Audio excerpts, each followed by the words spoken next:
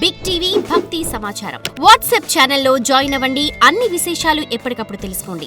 మీరు ఒకరి శ్వాస పరీక్ష చేసి వారు మరణించారని చెప్పొచ్చు, కానీ వారిలో స్పందనలు ఉండొచ్చు.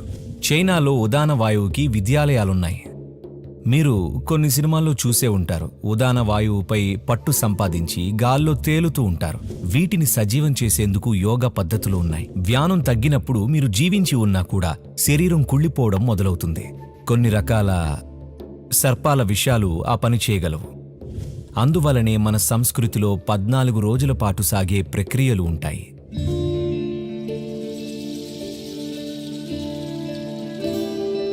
సద్గురు, మీరు జీవం గురించి చెప్పారు. ఈ సందర్భంలో ఒక ప్రశ్న వస్తుంది. డాక్టర్లు జీవాన్ని ఎలా చూస్తారు? మన శరీరంలో 1 ట్రిలియన్ కణాలు ఉన్నాయని అంటారు. ప్రతి కణం కూడా తనంతట తానుగా జీవిస్తుంది. ఒక మనిషి మరణించాడని చెప్పగానే అతని మెదడు మరొక 2-3 నిమిషాలు పనిచేస్తుంది అంతే. కానీ అతని శరీరంలో చాలా భాగం ఇంకా జీవించే ఉంటుంది. అదే ఇప్పుడు మారింది. డాక్టర్లు ఇలా అంటున్నారు, మెదడు దాదాపుగా 10 గంటలు జీవించే ఉంటుందని అంటున్నారు. అతడు మరణించినా కానీ మెదడు సజీవంగా ఉంటుంది. అతని చర్మం, కండరాలు, ఎముకలు కొన్ని గంటల పాటు బతికుంటాయి. అతను చనిపోయాడని ప్రకటించాము, కానీ అతని శరీరంలో చాలా భాగాలు జీవంతో ఉన్నాయి. మనిషి చనిపోయాక ఆ ప్రాణంతో ఉన్న కణాలు ఏవైతే ఉన్నాయో వాటిని తీసి మీరంతా బతికున్నప్పుడు షేవ్ చేసుకుంటారు, కానీ చనిపోయాక కూడా మీరు షేవ్ చేయాల్సి వస్తుంది, తెలుసు కదా? అవునవును, వెంట్రుకలు పెరుగుతాయి. అందుకే నేను రెడీ, తెలుసా? ఇప్పుడు మీరిలా అడిగారు, ఒక మనిషి ప్రాణం పోయినా కూడా కొన్ని కణాలు క్రియాశీలంగానే ఉంటాయి ఎందుకు అని. ఈ విషయం రికార్డు చేయబడింది. సుమారు 10 గంటల పాటు జరుగుతుంది అని. నిజానికి మెదడు ఒక రకమైన క్రియాశీలతలోకి వెళ్లి కొన్ని విచిత్రమైన మూలకాలను ఉత్పత్తి చేస్తుంది. 10 hours after somebody is medically dead. ఇదంతా వారు చనిపోయారని నిర్ధారించిన 10 గంటల తర్వాతే జరుగుతుంది. ఇందాకే అన్నట్టు శవానికి 10-11 రోజుల వరకు షేవ్ చేస్తారు. ఇలా ఎందుకు చేస్తారు? మనం జీవం అని పిలుస్తున్నది భౌతికంగా ఎన్నో స్థాయిల్లో ఉండే ఒక యంత్ర రచన. దీనికి హార్డ్వేర్ ఇంకా సాఫ్ట్వేర్ ఉంటాయి. మీ పని హార్డ్వేర్కి సంబంధించినది అన్ని ఎముకలే, కానీ సాఫ్ట్వేర్ కూడా చాలా ముఖ్యం. లేకపోతే ఒక కణానికి అది మానవ కణం అని ఎలా తెలుస్తుంది? ఆ కణం పందిదో, చెట్టుదో, లేక దేందో అని ఎలా తెలుస్తుంది? దానికంటూ ఒక సాఫ్ట్వేర్ ఉంది. దానికంటూ ఒక స్మృతి ఉంది. పరిణామ స్మృతి, జన్యు స్మృతి, కర్మ స్మృతి, రకరకాల స్మృతులు ముద్రలుగా శరీరంలో ప్రతి కణంపై ఉంటాయి. అది ఎప్పుడూ తికమక పడదు. మీరు ఒక 3 రోజులు కుక్కల ఆహారం తిన్నా మీరు కుక్కలాగా మారరు, అవును కదా? ఎందుకంటే జ్ఞాపకాలు మీలో ఇమిడి ఉన్నాయి. కాబట్టి ఇది ఒక పెద్ద సాఫ్ట్వేర్ లాంటిది. ఈ సాఫ్ట్వేర్ ప్యాకేజ్ మీ హార్డ్వేర్ కన్నా పెద్దది, చాలా పెద్దది. ఇంకా ఆ సాఫ్ట్వేర్ శక్తీకరించబడి ఉంటుంది. ప్రాణశక్తి అని మనం దేన్నైతే అనుకుంటున్నామో దానితో.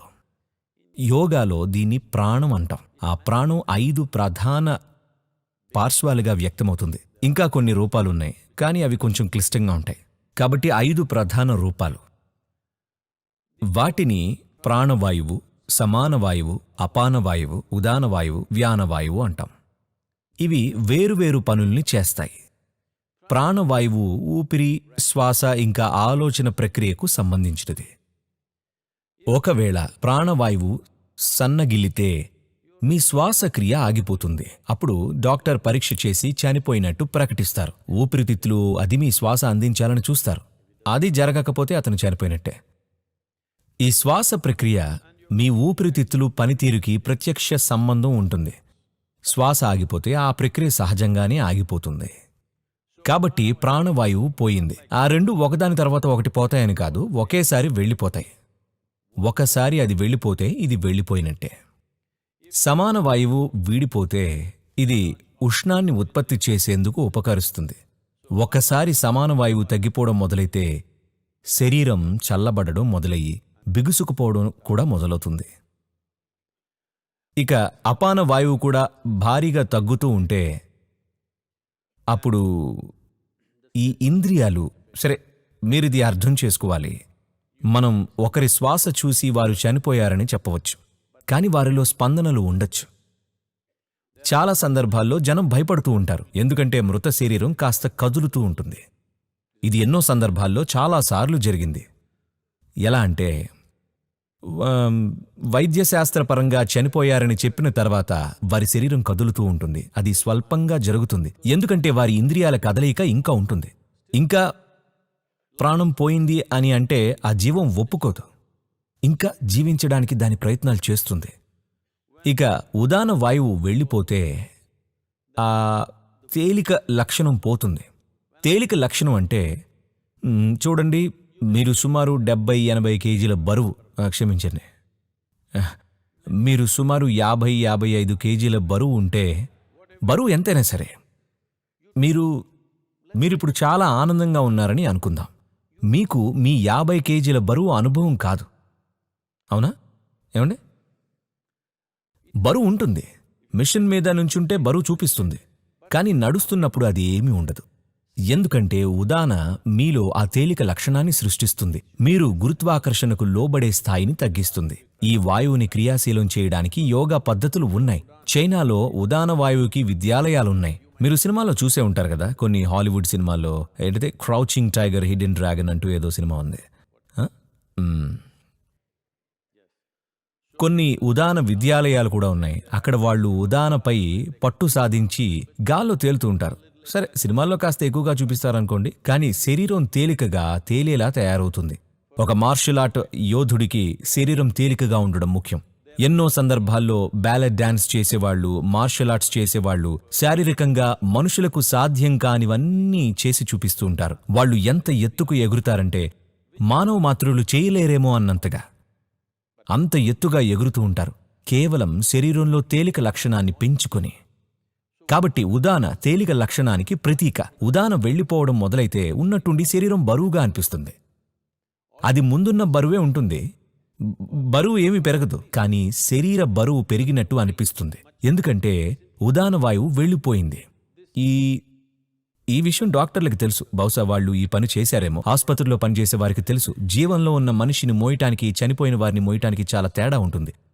ఎందుకంటే ఉదానం వెళ్ళిపోయింది, తేలిక లక్షణం కూడా కోల్పోతుంది. ఇక 4వ పార్శ్వం వ్యానవాయువు. దీనికి జాగ్రత్త పరిచే లక్షణం ఉంటుంది. వ్యానం గనుక వెళ్ళిపోతే మీరు బతికున్నా సరే శరీరం కుళ్ళిపోవడం మొదలవుతుంది. కొన్ని రకాల పాముల విషాలు ఆ పని చేయగలవు. అవి కాటు వేస్తే మీరు చనిపోరు, కానీ మీ శరీరంలో ఒక్కొక్క భాగం కుళ్ళిపోయి చెడిపోతూ ఉంటుంది, ఎందుకంటే వ్యానవాయువు వెళ్ళిపోతుంది. కాబట్టి ఒక్కసారి వ్యానవాయువు వెళ్ళిపోతే కుళ్ళిపోయే ప్రక్రియ మొదలైపోతూ ఉంటుందన్నమాట. యోగాలో కొన్ని ప్రక్రియలు ఉన్నాయి. వాటిలో ఈ సప్త వాయువులు ఒక్కసారిగా, అంటే దాదాపు గంటన్నర సమయంలో వెళ్ళిపోయేలా చేసే ప్రక్రియలు ఉంటాయి. సహజ మరణాల సందర్భంలో ఆ వ్యక్తి వయసును బట్టి, శరీరం క్రియాశీలతలను బట్టి అది ఎక్కువ సమయం తీసుకోవచ్చు. ఎక్కువ సమయం అంటే సుమారు 14 గంటలు అని. వ్యానవాయువు వెళ్లడానికి 14 రోజులు కూడా పట్టొచ్చు. అందువలనే మన సంస్కృతిలో కొన్ని ప్రక్రియలు 14 రోజుల పాటు సాగుతూ ఉంటాయి. ఎందుకంటే వ్యానవాయువు ఇంకా ఉండొచ్చు. కారణం, వారిని భూమిలోకి పూడ్చేటప్పుడు వ్యానవాయువు ఆ పరిసరాల్లో 14 రోజుల దాకా ఉండొచ్చు. అందువలనే గంటన్నరలోనే ఇక్కడ ఈ సంస్కృతిలో ఉన్న నియమం ఇది. ఎవరైనా చనిపోతే 1 గంటన్నర లోపే వారి దహన సంస్కారాలు చేయాలి అంటారు. కానీ కొన్ని పొరపాట్లు జరిగాయి. మనుషులు జీవించి ఉండగానే చితి మీద పడుకోబెట్టేస్తారు. అందువల్ల వారు 4 గంటలకు పెంచారు. 4 గంటల్లో కాల్చేయాలి. కానీ ఈ రోజున దానికి సంబంధించి ఎన్నో సమస్యలు ఉన్నాయి. కాబట్టి ప్రజలు 1 రోజు 2 రోజుల పాటు ఎదురు చూస్తూ ఉన్నారు. కూతురు అమెరికాలో ఉంది, రావడానికి 3 రోజులు పడుతుంది, అందుకే వాళ్ళు ఆగుతారు. కానీ ఇక్కడ ఉద్దేశం ఏంటంటే, చనిపోయిన వారి పరంగా మనం ఇది అర్థం చేసుకోవాలి. మీరొకరు చనిపోయారని డయాగ్నోస్ చేయరు, చనిపోయారని ప్రకటిస్తారు కదా, అంతేగా? రెండిటికీ కొంచెం తేడా ఉంది. చనిపోయారని ప్రకటించినప్పుడు మీ పరంగా వారు చనిపోయారు. ఆ వ్యక్తి పరంగా ఒక విధంగా చూస్తే జరిగిందేంటంటే, తనకి శరీరం లేదు, తను కేవలం శరీరం కోల్పోయాడంతే. ఆ వ్యక్తి జీవితమంతా తనంటే ఈ శరీరమే అనుకుంటూ జీవించాడు. ఏనాడు కూడా తను మోస్తున్న ఈ బరువు ఈ భూమి నుండి పోగు చేసుకున్నదే అని గ్రహించలేదు. కాబట్టి ఉన్నట్టుండి శరీరం నుండి బయటపడగానే ఆ శరీరం చుట్టూ తిరుగుతూ ఉంటాడు. ఎందుకంటే వివేచన జ్ఞానాన్ని కోల్పోతాడు. ఒకసారి శరీరాన్ని విడిచిపెడితే ఆ వివేచన జ్ఞానం ఉండదు. కాబట్టి ఇది శరీరం చుట్టూ తిరుగుతూ ఉంటుంది. అందుకే ఈ సంస్కృతిలో ఒకరు చనిపోయారు అని పూర్తిగా నిర్ధారణ అయితే వెంటనే వారి దహన సంస్కారాలు పూర్తి చేయాలి. ఎందుకంటే చనిపోయిన వారికి అది మంచిది. వారికి ఇక ఆట ముగిసిపోయిందని తెలుస్తుంది. అది మిగతా వారికి కూడా మంచిదే. మీరు గమనించారా? మీకు చాలా ప్రియమైన వ్యక్తులు చనిపోయి వారి శరీరం కళ్ల ముందు ఉంటే మీకు ఊహలు కలుగుతూ ఉంటాయి. వారు ఊరికే నిద్రపోతున్నారేమో, లేక కూర్చుంటారేమో, ఏదో ఒక అద్భుతం జరుగుతుందేమో, ఇంకేదో జరుగుతుందేమో అని మీరు చాలా ఊహించుకుంటారు. ఇలా అనవసరమైన విషయాలన్నీ జరుగుతాయి. అందరూ ఏడుస్తూ ఉంటారు. అనేక భావోద్వేగాలు పొంగి పొర్లుతూ ఉంటాయి. కానీ దహన సంస్కారాలు ముగిసిన మరుక్షణం అంతా నిశ్శబ్దంగా అయిపోతారు. మీరిది గమనించారా? ఎప్పుడు అంతే. ఎందుకంటే ఇప్పుడు అందరికీ తెలుసు ఆట ముగిసిందని. ఇది జీవించి ఉన్నవారికి, మరణించిన వారి కోసం కూడా. కాబట్టి ప్రాణం శరీరం విడిచే ప్రక్రియ ఎంతో పెనవేసుకుపోయి ఉంటుంది. అది ఊరికే ఉఫ్ అని వెళ్ళిపోదు. అది అంచెలు అంచెలుగా వెళ్తుంది. ఎందుకంటే అది రావడం కూడా అంచెలు అంచెలుగానే వచ్చింది. అందుకే అంచెలు అంచెలుగానే వెళ్తుంది. For more videos like this, subscribe Big TV channel.